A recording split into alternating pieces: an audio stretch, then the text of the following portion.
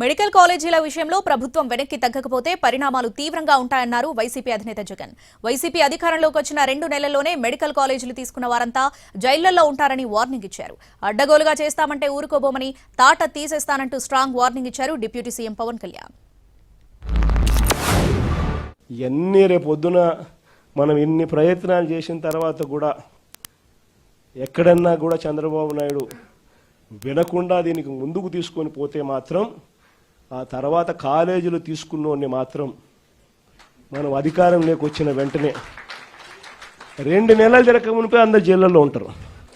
ఆ కాలేజీలు తీసుకున్న వాళ్ళు మాత్రం స్కాములు అనేది మదర్ ఆఫ్ ఆల్ స్కామ్స్ కింద ఇది నిరూపితం అవుతుంది.